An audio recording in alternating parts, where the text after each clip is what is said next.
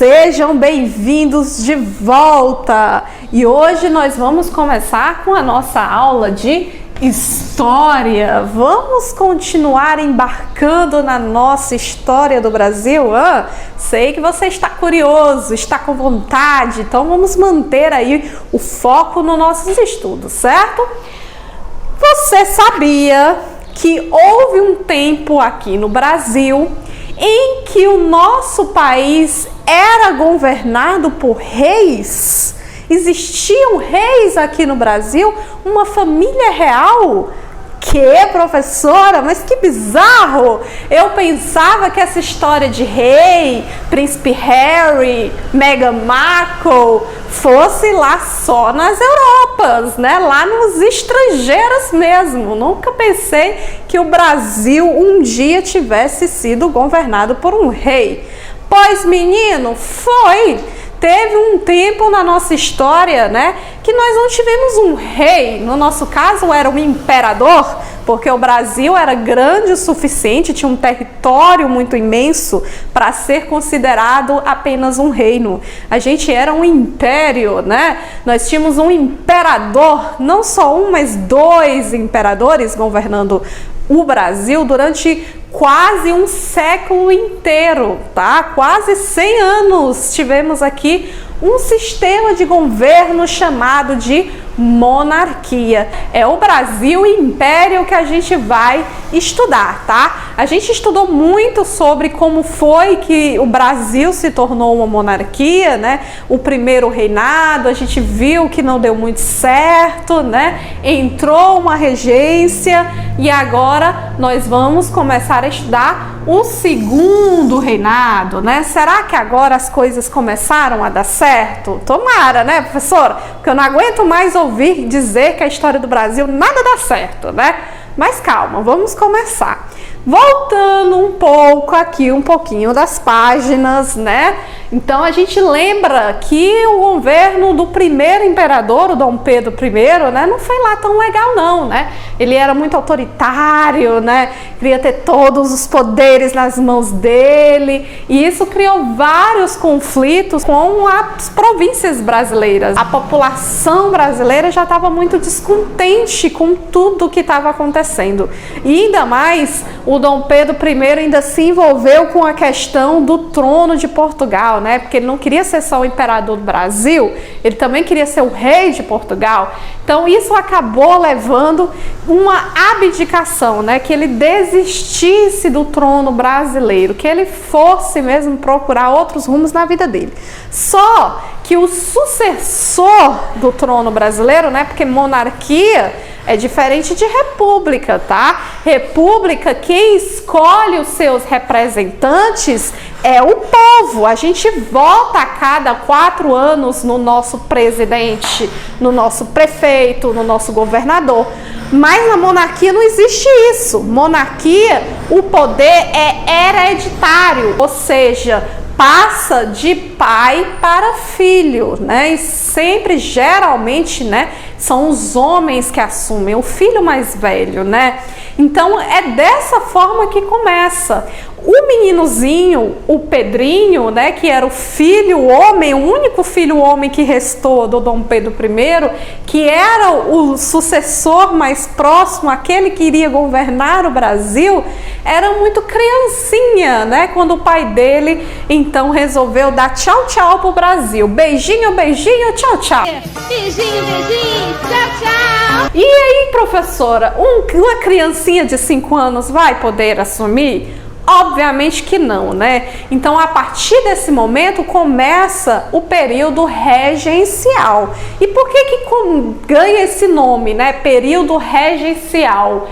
Porque tínhamos regentes, né? Pessoas que estavam ali governando o Brasil, mas provisoriamente, por enquanto, né? Até o Dom Pedro II ganhar aí a maioridade, né? Atingir os 18 anos para poder começar a assumir o Brasil. Mas esse negócio de regência não deu muito certo. Primeiro tínhamos uma regência trina, políticos brasileiros ali juntos organizando o país, não deu certo, né? Porque 3 pessoas organizando realmente não dá muito certo nisso, né? Passou para a regência una, né?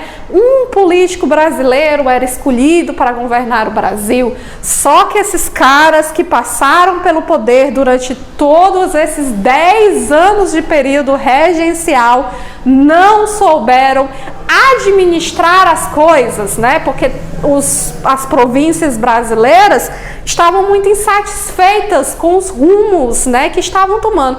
Poxa, esses caras não sabem fazer nada, estão aí só fazendo não sei o que aí, e a gente com muito problema, né? A gente não pode ter autonomia, não pode criar leis, os impostos lá em cima.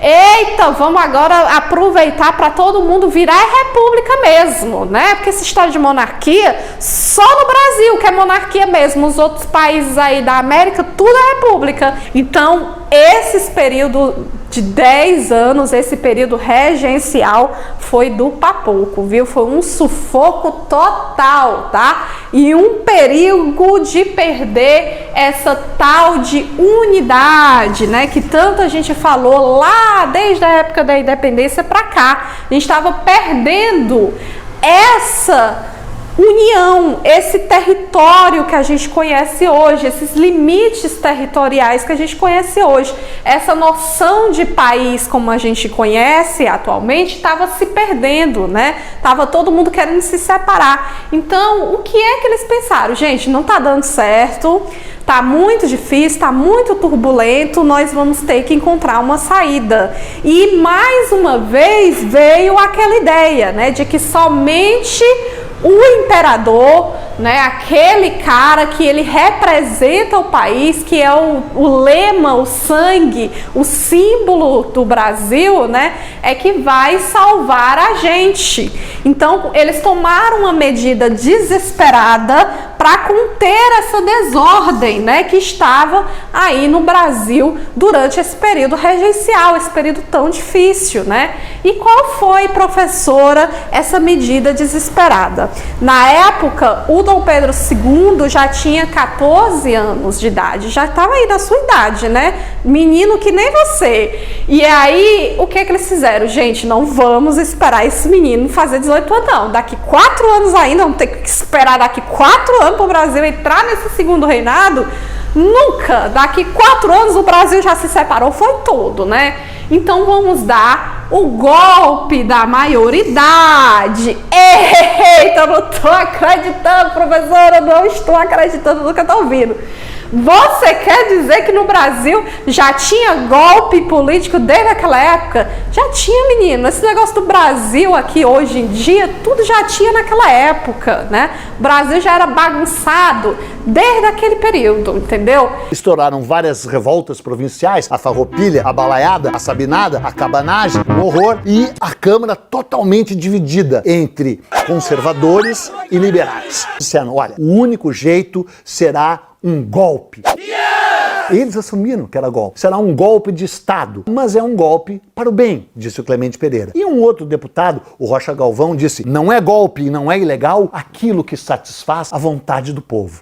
Por quê? Porque a Constituição dizia que o Dom Pedro II só poderia assumir o comando da nação quando fizesse 18 anos. Essas alturas ele já tinha 14. E os chamados maioristas exigiam a maioridade já! Maioridade já! Marchavam pela Avenida Rio Branco, maioridade já! Maioridade já! E criaram o Clube da Maioridade. Eram todos liberais e confrontavam esses conservadores que queriam maioridade nunca! Maioridade nunca! E aí começou esse confronto. Muitos países já dispensaram a lei na vida. Mas o Brasil foi o único que fez isso dançando e cantando. O país dispensa a lei e viva a maioridade. O país dispensa a lei e viva a maioridade. Maravilha, né? É óbvio, né, que no período que ele era adolescente, ele não governou sozinho, né? Tinham pessoas ali que estavam ajudando ele a governar, mas chegou um determinado período em que ele já estava treinado o suficiente, né, já era capaz o suficiente então para assumir as rédeas do Brasil, certo? E a primeira coisa que ele percebeu quando ele assumiu, que o Brasil estava numa bagunça política. Nessa época aqui, já não vivíamos mais no absolutismo, né? Se lembra do absolutismo? A gente estudou muito no 7º, no 8º ano, né? É aquele momento em que o rei tinha todos os poderes nas mãos dele, né? Mas nessa época aqui, as monarquias que existiam lá na Europa, e ainda hoje as monarquias que existem, né? Elas são monarquias parlamentares. Como assim, professora? O rei, ele é uma figura representativa, né? Ele é uma figura simbólica. Ele, teoricamente, ele tem que obedecer ao parlamento, que é chefiado pelo primeiro-ministro. É o primeiro-ministro que é o prefeito, o governador, o presidente. E o parlamento é formado por deputados, né? Que são eleitos pelo povo, certo? Então, como era que funcionava, então, aqui no Brasil? Tínhamos dois partidos políticos, o Partido Liberal, tá? E o Partido Conservador, tá? E esses dois partidos ficavam brigando entre si. Um dos motivos pela qual o período regencial não deu muito certo por conta dessas brigas aqui, porque cada um queria ficar com o poder, queria ser aquele que ia governar o Brasil, tá? E essa briga aqui foi uma das primeiras coisas que o Dom Pedro II percebeu, tá? Eu vou ter que organizar isso, porque se continuar nessa briga toda entre Partido Liberal e Conservador, não vai dar certo. Na verdade, eles dois eram muito parecidos. A única diferença é que o Partido Liberal, ele dizia que o Dom Pedro II tinha que ter menos poder, né? Era aquela história que hoje acontece em qualquer monarquia, tá? O rei, ele tem que ser uma figura simbólica, representativa, que não tem que ter tanto poder assim, né? Que na verdade o primeiro-ministro é que tem que ter muito poder. Então, eles achavam isso. Fora o fato que eles defendiam, né, que as províncias, os futuros estados, né, tinham que ter mais autonomia, criar suas leis, né, e ter mais liberdade. O Partido Conservador não. O Partido Conservador, ele defendia a ideia que sim, o imperador tinha que ter poderes absolutos, né? Porque o imperador era o único que ia, então, saber governar o país e acabar com essa bagunça que estava. Eles divergiam nesse fato, mas muitas outras opiniões, né, como, por exemplo, a permanência da escravidão no Brasil, eles concordavam, tá? Então, o que acontecia? Para acabar com essa confusão, para acabar com este conflito, o Dom Pedro II criou um parlamentarismo às avessas.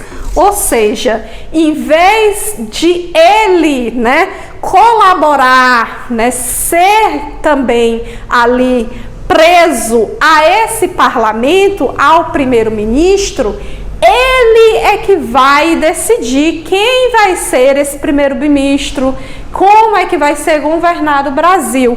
Ou seja, em vez dele ser controlado, ele é que vai controlar agora, que é o que a gente chama de parlamentarismo às avessas, né? Completamente o contrário do que acontece em qualquer monarquia em todos os países aí da Europa atualmente. Para você entender como era que funcionava, eu vou te explicar, tá?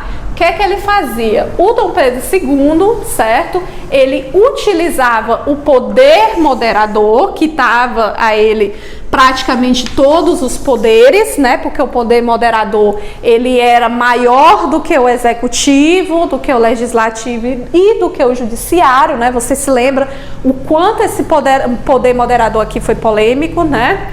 E ele utilizava esse poder moderador aqui para nomear um primeiro-ministro, certo? Ele escolhia entre os parlamentares ali quem ia ocupar o cargo de primeiro-ministro, que ia governar aí o Brasil junto com ele, tá? E esse primeiro-ministro escolhido pelo Dom Pedro, ele ia nomear o seu ministério, escolher as pessoas que iam trabalhar para ele, os secretários, né? Então era dessa forma que acontecia. E o Dom Pedro II, né, usava esse poder moderador aí, esse esquema de parlamentarismo às avessas, para poder ajeitar um pouco a casa, né, para evitar que as brigas acontecessem. Ele fazia o quê? Uma hora ele colocava o primeiro-ministro do Partido Liberal. Outra hora ele botava do primeiro-ministro do Partido Conservador. Aí ficava liberal, conservador, liberal, conservador. Então não havia mais briga. Por quê? Porque eles sabiam que daqui 4 anos eles iam ganhar o poder, né? Então ficava essa rodinha, né? Onde o Dom Pedro II ficava controlando aí esses partidos, certo? Muito esperto esse Dom Pedro II, né?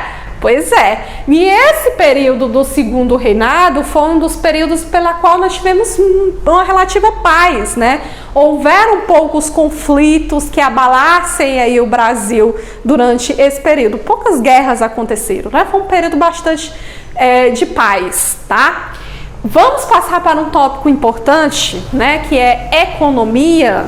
A gente viu que durante praticamente todo o período colonial aqui no Brasil, a nossa economia era baseada primeiro na cana-de-açúcar, lá no começo, depois no ouro. E aí veio uma plantinha, né, uma mudinha, que veio mudar toda a vida dos brasileiros, né, que foi a plantinha do café, né? Então, o segundo reinado e depois o começo da República no Brasil foi todo marcado por este café, tá?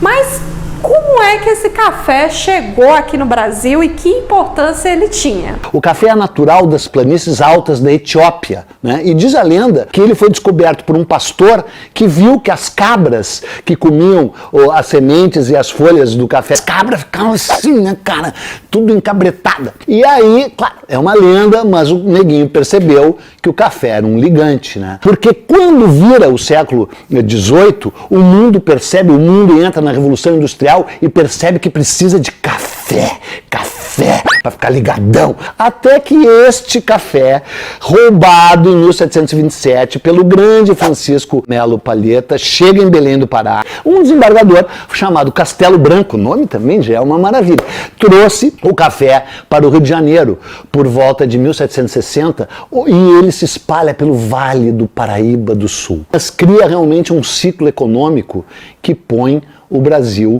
no mapa do mundo. O Império Brasileiro, o segundo reinado, o Império do Dom Pedro II, é basicamente o Império Cafeicultor. E era vendido principalmente nos Estados Unidos, na Inglaterra, onde a indústria estava tomando força, né? A gente vai estudar mais para frente que houve uma revolução industrial muito grande, os países se industrializando, e o café era ótimo para manter ali os trabalhadores acordados, né? Além de ser uma bebida muito gostosa. Então o café era muito vendido lá na Europa, nos Estados Unidos, e passou a ser a nossa principal fonte de riqueza. Para vocês entenderem, né, como o café era importante, eu vou te dizer, né, que o café deixou muita gente rica. Muita gente ficou aí, ó, magnata, milionário, plantando café, comprando terras enormes ali no interior de São Paulo, no Vale do Paraíba, né? Ali também alguns lugares do Rio de Janeiro. E essas pessoas, elas ficaram riquíssimas. E quanto mais rica a pessoa mais poder ela tem também, né? Então, ele passou a ser o sustento do império, né? Tanto economicamente, porque a gente vendia o café e gerava dinheiro para o Brasil, como também na política, porque esses barões do café, esses caras que plantavam café e eram riquíssimos, né? Eles passaram a fazer parte da política do império, fazer parte desses partidos políticos aqui, tá? E muitos deles eram do Partido Conservador. Então eles sustentavam esse imperador, né? Eram a base desse império. Obviamente que não eram esses barões do café, esses donos de fazenda, que plantavam o café não, tá?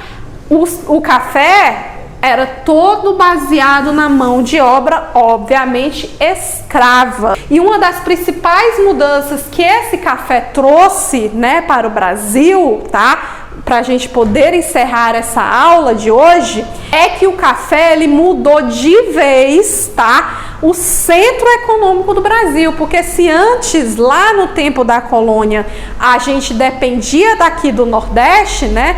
Pernambuco, Salvador, as principais cidades brasileiras por conta da cana-de-açúcar, agora Nordeste ficou no escuro, né? Tudo agora girava no Rio de Janeiro e São Paulo, ou seja, o centro econômico do Brasil passou a girar no Sudeste, né? Mudou esse centro econômico do Nordeste para o Sudeste. Até hoje, né? Até hoje São Paulo ainda é um dos estados mais poderosos do Brasil, certo? Mas vamos para o nosso desafio! Vamos para o nosso desafio, que a gente não pode sair sem desafio não, tá, menino? Responde essa pergunta aqui no teu caderno e manda a resposta para mim hoje, tá? Explica para mim que mudanças o café trouxe para o Brasil, né? Como o café mudou o Brasil imperial do século XIX, né? Explica para mim, tá? Manda, pensa um pouquinho, pesquisa e manda a resposta para mim hoje, tá? Vamos encerrar com uma chamadinha aqui rapidinho, tá? Não deixa de responder. Hamilton, Cristina, Daniela. Hamilton, Cristina, Daniela, Henrique. Henrique, Manuel e Sami. Manuel, Sami, Maria Clara e Maísa. Manuel, Sami, Maria Clara, Maísa, Josias. Maísa, Josias, João, Carlos Paulo e Yasmin.